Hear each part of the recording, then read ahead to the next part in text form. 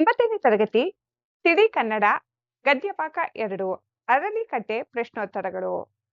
ಕೆಳಗಿನ ಕವಿಗಳ ಜನ್ಮಸ್ಥಳ, ಕಾಲ, ಬಿರುದು ಅಥವಾ ಪ್ರಶಸ್ತಿಗಳನ್ನು ಕುರಿತು ವಾಕ್ಯ ರೂಪದಲ್ಲಿ ಬರೆಯಿರಿ. ಕೃತಿಕಾರರ ಪರಿಚಯ. ಡಾಕ್ಟರ್ ಬಿಜಿಎಲ್ ಸ್ವಾಮಿ. ಡಾಕ್ಟರ್ ಬಿಜಿಎಲ್ ಸ್ವಾಮಿ ಅವರ ಪೂರ್ಣ ಹೆಸರು ಬೆಂಗಳೂರು ಗುಂಡಪ್ಪ ಲಕ್ಷ್ಮೀನಾರಾಯಣ ಸ್ವಾಮಿ. ಇವರು 1916ರಲ್ಲಿ ಬೆಂಗಳೂರಿನಲ್ಲಿ ಜನಿಸಿದರು. ಇವರ ತಂದೆ ಕನ್ನಡದ ಪ್ರಖ್ಯಾತ ಲೇಖಕರು, ಕವಿಯೂ ಆದ ಡಿ.ವಿ. ಗುಂಡಪ್ಪನವರು. ಇವರ ಪ್ರಮುಖ ಕೃತಿಗಳೆಂದರೆ ದೌರ್ಗಂಧಿಕಾಪಹರಣ, ಶಾಸನಗಳಲ್ಲಿ ಗಿಡಮರಗಳು, ನಮ್ಮ ಹೊಟ್ಟೆಯಲ್ಲಿ ದಕ್ಷಿಣ ಅಮೆರಿಕ, ಹಸಿರು ಹೊನ್ನು, ಕಾಲೇಜು ತರಂಗ, ತೆಮಿಳು ತಲೆಗಳ ನಡುವೆ ಮುಂತಾದವು. ಇವರಿಗೆ ರಾಜ್ಯ ಸಾಹಿತ್ಯ ಅಕಾಡೆಮಿ ಪ್ರಶಸ್ತಿ ಮತ್ತು ಕೇಂದ್ರ ಸಾಹಿತ್ಯ ಅಕಾಡೆಮಿ ಪ್ರಶಸ್ತಿಗಳು ದೊರೆತಿವೆ. ಶ್ರೀಯುತರು 1980ರಲ್ಲಿ ಇಹಲೋಕವನ್ನು ತ್ಯಜಿಸಿದರು. ಪ್ರಸ್ತುತ ಅರಳಿಕಟ್ಟೆ ಗದ್ಯ ಭಾಗವನ್ನು ಬಿಜಿಎಲ್ ಸ್ವಾಮಿ ಅವರ ಹಸಿರು ಹೊನ್ನು ಕೃತಿಯಿಂದ ಆರಿಸಲಾಗಿದೆ.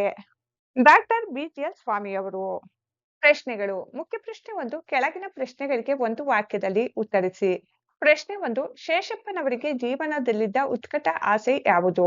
ಉತ್ತರ: ಕಣ್ಣು ಮುಚ್ಚುವುದರೊಳಗೆ ಅಶ್ವತ್ಥ ಪ್ರತಿಷ್ಠೆ ಹಾಗೂ ಪ್ರತಿಷ್ಠೆಯಾದ ಮರಕ್ಕೊಂದು ಕಟ್ಟೆ ಕಟ್ಟುವುದು ಶೇಷಪ್ಪನವರಿಗೆ ಜೀವನದಲ್ಲಿದ್ದ ಉತ್ಕಟ ಆಸೆಯಾಗಿತ್ತು. ಪ್ರಶ್ನೆ 2. ಶೇಷಪ್ಪನವರು ಜೀವನೋಪಾಯಕ್ಕೆ ಏನು ಮಾಡುತ್ತಿದ್ದರು? ಉತ್ತರ: ಶೇಷಪ್ಪನವರು ನಿತ್ಯ ಭಿಕ್ಷೆ ಬೇಡುವುದರ ಮೂಲಕ ತಮ್ಮ ಜೀವನೋಪಾಯವನ್ನು ಮಾಡುತ್ತಿದ್ದರು.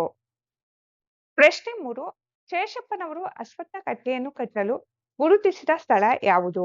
ಉತ್ತರ: ಶೇಷಪ್ಪನವರು ಅಶ್ವತ್ಥ ಕಟ್ಟೆಯನ್ನು ಕಟ್ಟಲು ಬೆಂಗಳೂರಿನ ಬಸವನಗುಡಿಯ ಮಲ್ಲಿಕಾರ್ಜುನ ಸ್ವಾಮಿ ಗುಡಿಯ ಮುಂಭಾಗದ ಸ್ಥಳವನ್ನು ಗುರುತಿಸಿದರು.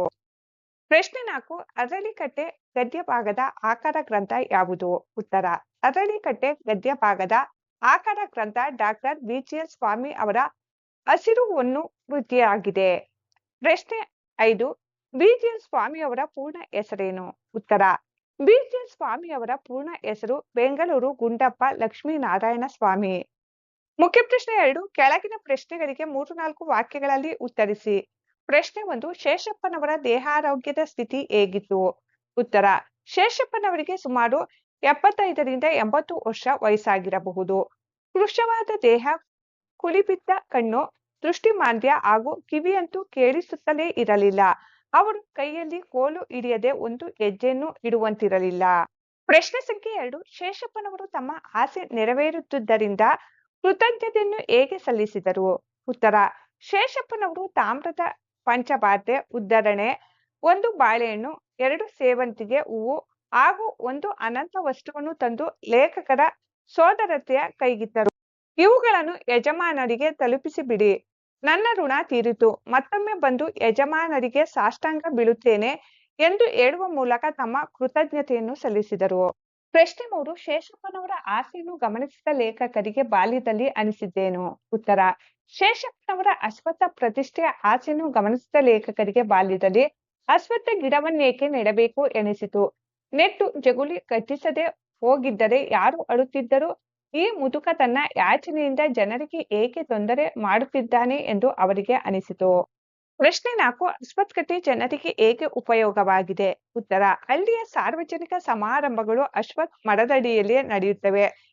ಪಂಚಾಯಿತಿಗಳಿಗೆ ಇದು ಚಾವಣಿಯಾಗುತ್ತದೆ. ಮದುವೆ ಮುಂಜಿಗಳಿಗೆ ಕಲ್ಯಾಣ ಮಂಟಪವಾಗಿ, ಪ್ರವಾಸಿಗರಿಗೆ ಮತ್ತು ಯಾತ್ರಾರ್ಥಿಗಳಿಗೆ ಸತ್ರವಾಗಿ, ಮಕ್ಕಳ ಆಟ ಪಾಠಗಳಿಗೆ ತಾಣವಾಗಿ, ಹಿರಿಯರ ವಿಚಾರ ವಿನಿಮಯಕ್ಕೆ ಆಶ್ರಯವಾಗಿ ಉಪಯೋಗವಾಗಿದೆ.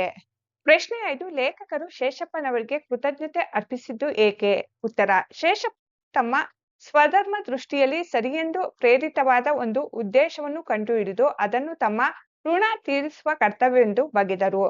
ತದೇಕ ಚಿತ್ತತೆಯಿಂದ ಅದರ ಸಾಧನೆಯಲ್ಲಿ ತೊಡಗಿ ಪೂರೈಸಿ ಕೃತಕೃತ್ಯರ್ಥರಾದ ಮಹಾನುಭಾವರು ಶೇಷಪ್ಪನವರಾಗಿದ್ದಾರೆ. ಇಂಥವರ ಸತತವಾದ ನಿಷ್ಠೆಯಿಂದಲೇ ಬೀದಿಗೊಂದು, ಹಳ್ಳಿಗೊಂದು ಅಶ್ವತ್ಥಕಟ್ಟೆ ತಲೆ ಎತ್ತಿವೆ ಎಂದು ತಿಳಿದು ಲೇಖಕರು ಕೃತಜ್ಞತೆ ಅರ್ಪಿಸಿದ್ದಾರೆ.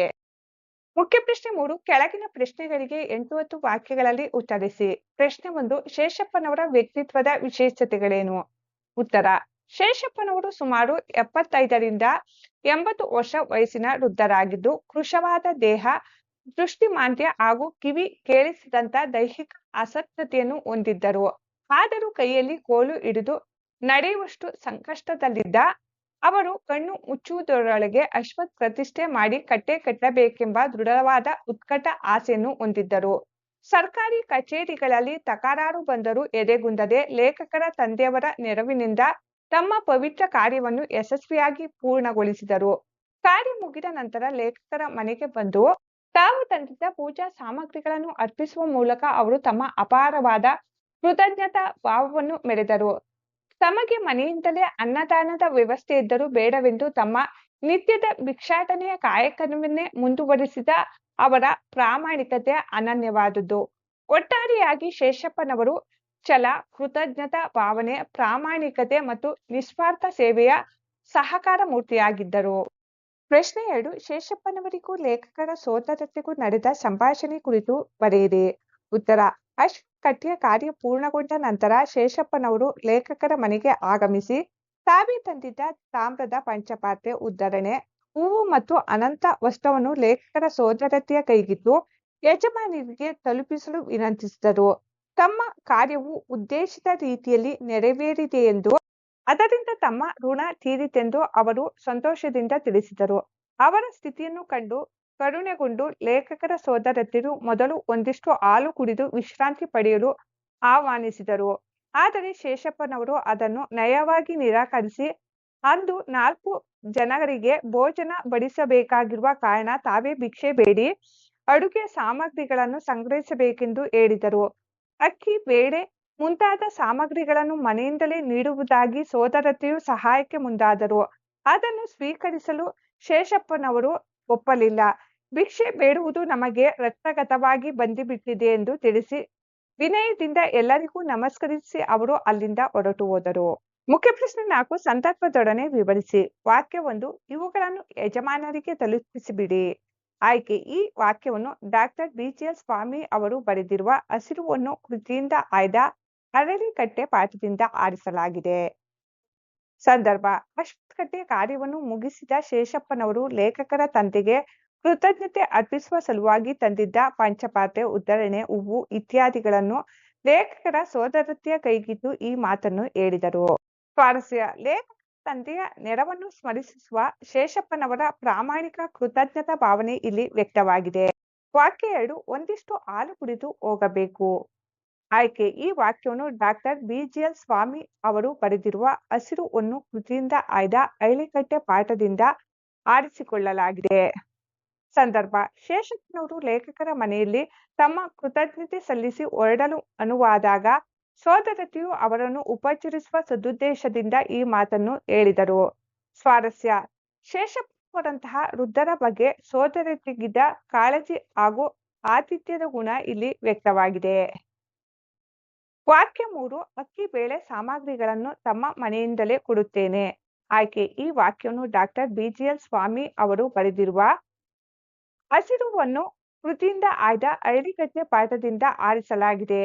ಸಂದರ್ಭ: 4 ಜನರಿಗೆ ಭೋಜನ ಬಡಿಸಬೇಕಿದ್ದುದರಿಂದ ತಾನು ಭಿಕ್ಷೆಗೆ ಹೋಗಬೇಕೆಂದು ಶೇಷಪ್ಪನವರು ಹೇಳಿದಾಗ ಲೇಖಕರ ಸೋದರತೆ ಅನುಕಂಪದಿಂದ ಈ ಮಾತನ್ನು ನುಡಿದರು. ಸ್ವಾರಸ್ಯ: ಕಡು ಬಡತನದಲ್ಲಿದ್ದರೂ ಭೋಜನ ವ್ಯವಸ್ಥೆ ಮಾಡುತ್ತಿರುವ ವೃದ್ಧನಿಗೆ ನೆರವಾಗುವ ಸೋದರತೆಯ ಪರೋಪಕಾರಿ ಗುಣ ಇಲ್ಲಿದೆ. ವಾಕ್ಯ 4. ಅಶ್ವತ್ಥ ಬರಿಯ ಮರವಲ್ಲ. ಆಯ್ಕೆ: ಈ ವಾಕ್ಯವನ್ನು ಡಾಕ್ಟರ್ ಬಿ.ಜಿ.ಎಲ್. ಸ್ವಾಮಿ ಅವರು ಬರೆದಿರುವ ಹಸಿರು ಹೊನ್ನು ಕೃತಿಯಿಂದ ಆಯ್ದ ಅರಳಿಕಟ್ಟೆ ಪಾಠದಿಂದ ಆರಿಸಲಾಗಿದೆ. ಸಂದರ್ಭ: ಅಶ್ವತ್ಥ ಬರಿಯ ಮರವಲ್ಲ, ಕಟ್ಟೆ ಯಾವುದೋ ಕಟ್ಟೆಯಲ್ಲ. ಇವೆರಡು ಜನಜೀವನದಲ್ಲಿ ಬಹುಕಾಲದಿಂದ ಒಂದಾಗಿ ಬಿಟ್ಟಿವೆ. ಹೀಗೆ ಅಶ್ವತ್ಥ ಮರ ಹಾಗೂ ಕಟ್ಟೆಗಳ ಉಪಯೋಗಗಳನ್ನು ಲೇಖಕರು ವಿವರಿಸುವ ಸಂದರ್ಭದಲ್ಲಿ ಈ ಮಾತು ಹೇಳಿದ್ದಾರೆ.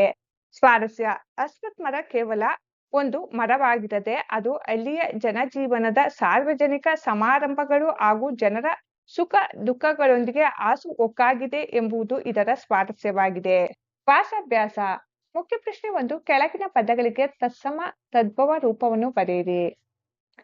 ನಿತ್ಯ, ನಿಚ್ಚ, ಕಾರ್ಯ, ಕಜ್ಜ, ಸಂಸ್ಥ, ಸಂತೆ, ಸ್ಥಾನ, ತಾಣ, ರಕ್ತ, ರಕುತ, ಭಿಕ್ಷೆ, ಬಿಕ್ಕೆ. ಭಾಷಾಭ್ಯಾಸದಲ್ಲಿನ ಮುಖ್ಯ ಪ್ರಶ್ನೆ 2. ಕೆಳಗಿನ ಪದಗಳಿಗೆ ವಿರುದ್ಧಾರ್ಥಕ ಪದಗಳನ್ನು ಬರೆಯಿರಿ. ಇಡಿ, ಏರು, ಆಸೆ, ನಿರಾಸೆ, ಕೃತಜ್ಞತೆ, ಕೃತಜ್ಞತೆ, ಭಾರ, ಹಗುರ, ಭಯ, ನಿರ್ಭಯ, ನಿಶ್ಚಿಂತೆ ಚಿಂತೆ. ಭಾಷಾಭ್ಯಾಸದಲ್ಲಿನ ಮುಖ್ಯ ಪ್ರಶ್ನೆ 3 ಕೆಳಗೆ ನೀಡಿರುವ ಪದಗಳನ್ನು ಮಾದರಿಯಂತೆ ವಿಭಿನ್ನಾರ್ಥಗಳಲ್ಲಿ ವಾಕ್ಯಗಳನ್ನು ರಚಿಸಿ. ತೊರೆ. ರಾಮನು ಅಯೋಧ್ಯೆಯ ರಾಜ್ಯಾಧಿಕಾರವನ್ನು ತೊರೆದು ವನವಾಸಕ್ಕೆ ಹೋದನು. ಇದರಲ್ಲಿ ತೊರೆ ಎಂಬುದಕ್ಕೆ ಅರ್ಥ ಬಿಡು, ತ್ಯಜಿಸು. ತೊರೆ. ಮಲೆನಾಡಿನಲ್ಲಿ ಸಣ್ಣ ತೊರೆಗಳು ಹರಿಯುತ್ತವೆ. ಅರ್ಥ ನೀರಿನ ಹಳ್ಳ ಅಥವಾ ನದಿ. ಮಡಿ. ಅರ್ಥ ಪೂಜೆ ಮಾಡುವಾಗ ಶುಭ್ರವಾದ ಮಡಿ ಬಟ್ಟೆಗಳನ್ನು ಧರಿಸಬೇಕು. ಇದರ ಅರ್ಥ ಸ್ವಚ್ಛವಾದ ಅಥವಾ ಪವಿತ್ರವಾದ. ಮಡಿ ವಿಭಿನ್ನಾರ್ಥ. ದೇಶದ ರಕ್ಷಣೆಗಾಗಿ ಹೋರಾಡಿದ ವೀರ ಯೋಧರು ಮಡಿದರು. ಅರ್ಥ ಸಾವು. ಕಳೆ. ವಿಭಿನ್ನಾರ್ಥಗಳು. ರೈತನು ಹತ್ತಿ ಹೊಲದಲ್ಲಿ ಬೆಳೆದ ಕಳೆಯನ್ನು ಕಿತ್ತು ಹಾಕಿದನು. ಇದರಲ್ಲಿ ಕಳೆಗೆ ಅರ್ಥ ಅಪೇಕ್ಷಿತವಲ್ಲದ ಗಿಡ, ಕಳೆಗಿಡ.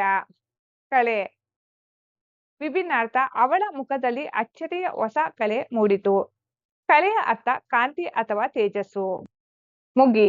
ನಮ್ಮ ಶಾಲೆಯ ವಾರ್ಷಿಕೋತ್ಸವದ ಸಾಂಸ್ಕೃತಿಕ ಕಾರ್ಯಕ್ರಮವು ಸಂಜೆ ಯಶಸ್ವಿಯಾಗಿ ಮುಗಿಯಿತು. ಅರ್ಥ ಪೂರ್ಣಗೊಳ್ಳುವುದು, ಅಂತ್ಯವಾಗುವುದು. ಮುಗಿ. ದೇವಾಲಯಕ್ಕೆ ಹೋದಾಗ ದೇವರ ಸನ್ನಿಧಿಯಲ್ಲಿ ಭಕ್ತಿಯಿಂದ ಕೈ ಮುಗಿದು ನಮಸ್ಕರಿಸಬೇಕು. ಅರ್ಥ ನಮಸ್ಕರಿಸುವುದು ಅಥವಾ ವಂದಿಸುವುದು. ಭಾಷಾಭ್ಯಾಸದಲ್ಲಿನ ಮುಖ್ಯ ಪ್ರಶ್ನೆ 4 ಕೆಳಗಿನ ಪದಗಳನ್ನು ಬಿಡಿಸಿ ಸಂಧಿ ಹೆಸರಿಸಿ. ಮನೆಗೊಬ್ಬ. ಮನೆಗೆ ಪ್ಲಸ್ ಒಬ್ಬ ಲೋಪಸಂಧಿ. ಕಿವಿಯಂತು. ಕಿವಿ ಪ್ಲಸ್ ಅಂತು ಯಕಾರಾಗಮ ಸಂಧಿ. ಭಿಕ್ಷೆಯಿಂದ. ಭಿಕ್ಷೆ ಪ್ಲಸ್ ಇಂದ ಯಕಾರಾಗಮ ಸಂಧಿ. ಮರಕ್ಕೊಂದು. ಮರಕ್ಕೆ ಪ್ಲಸ್ ಒಂದು ಲೋಪಸಂಧಿ. ಇದೇಕೆ. ಇದು ಪ್ಲಸ್ ಏಕೆ ಲೋಪಸಂಧಿ.